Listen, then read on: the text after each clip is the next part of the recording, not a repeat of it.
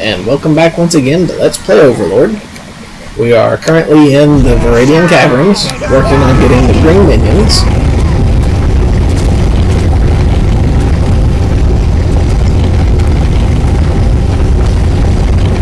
Letting a handful of brown minions push this stone through and destroy some of the plants that create poison.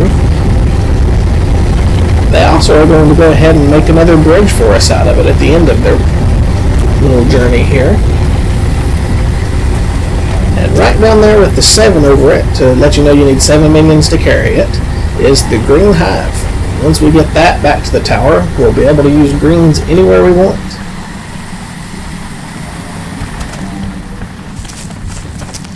So here we have a barrier, but it does have poison right here on this side of it, so we have to wait for that to stop before we can send our minions in to destroy it. And then we're going to go ahead and swoop right on through before it turns back on. And there's the bridge they created for me.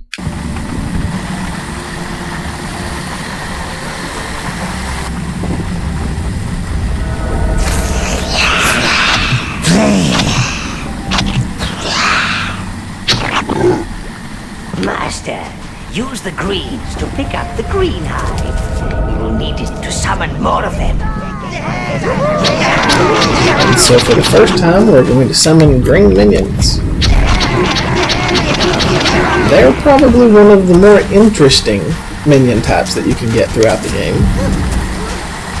Just like the red minions can clear fire, the greens are what you use to clear poison areas. And I stepped into the poison some and am practically dead, just like that.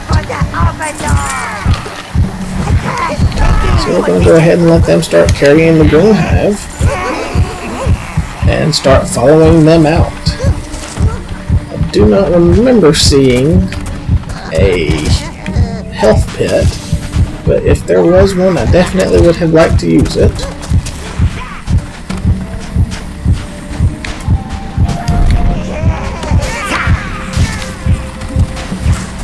Sweep your greens into those vile weeds, sire. Kill them for you. Just like the more reds you put on a fire, the faster they would put it out. The more greens you put on one of those poison plants, the faster they'll get rid of it for you.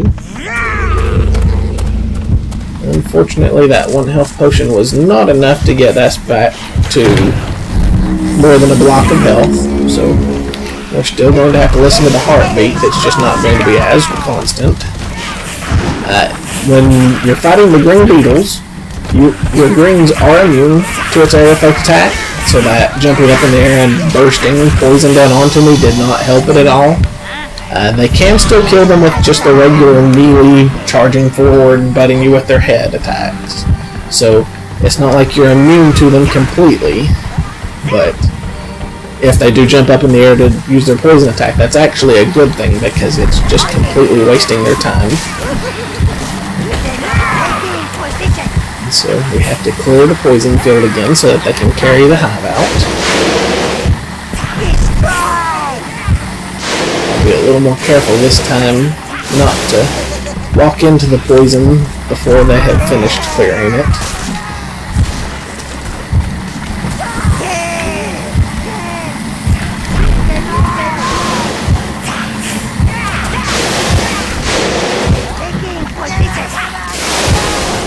So now that path is clear. On the way down, you go through a lot of little narrow areas that you cannot have them fit through with the hive. That's why I'm having to clear areas on the way back up that I did not have to clear on the way down. For example, we walked up through here, but the hive won't fit through there, so we do have to clear the lower path through it.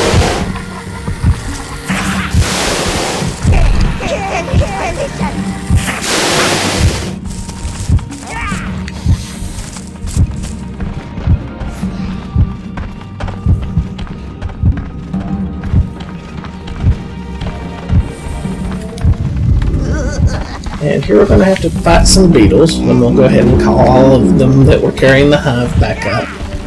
And here you'll start to notice the difference between the browns and the greens. While the greens do use the melee combat, you'll notice it's taking them much longer to kill these beetles than it took the browns. They're just not anywhere near as deadly. They're also a decent bit more fragile. It makes them sound somewhat useless other than clearing out the poison, but it's actually that they just use a very different fighting style and are good against different creatures than what the browns are. So here shortly, I think it's going to give us a chance to see really where their strengths lie. These fights would go faster if I could go ahead and step in and hit the creatures also with my sword, but being this low on health, it's not worth risking. We'll go ahead and let it take a little longer, but actually survive it. And yet, again, there's one more beetle. I thought that they had cleared them all out.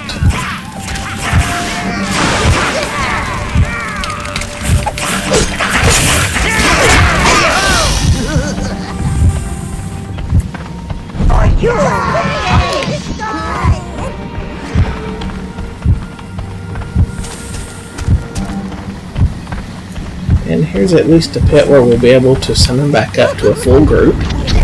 We're only missing a couple though.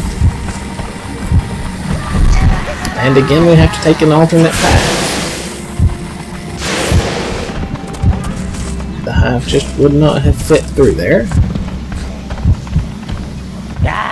A wild troll. Time to test the green's ambushing skills.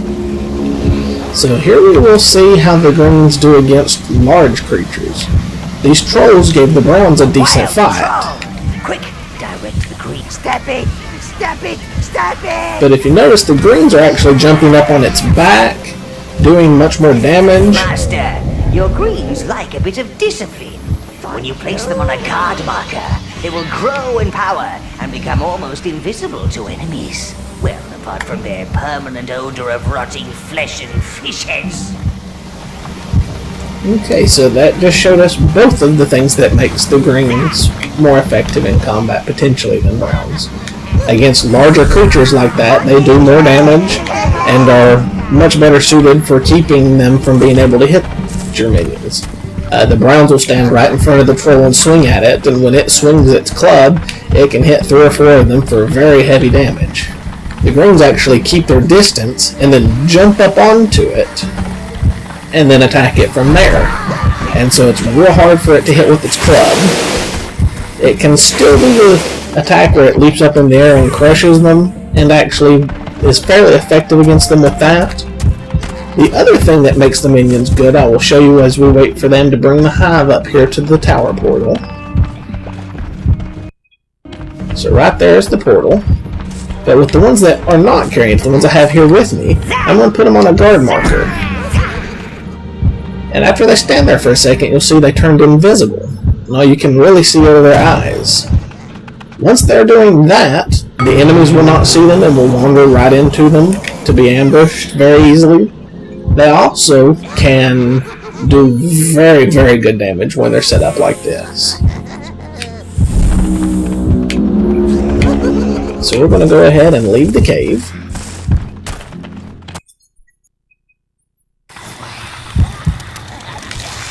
If I had not been running low on time for this video, it probably would have been smarter to go ahead and teleport to the tower, get my health back, and then teleport back out here to get the tower object. But I want to make sure we can go ahead and fit it into this video. So we'll send a few people to carry it. An object. I like objects. And we'll send a handful to come turn this wheel, which will again give us a shortcut right back to where we started this level.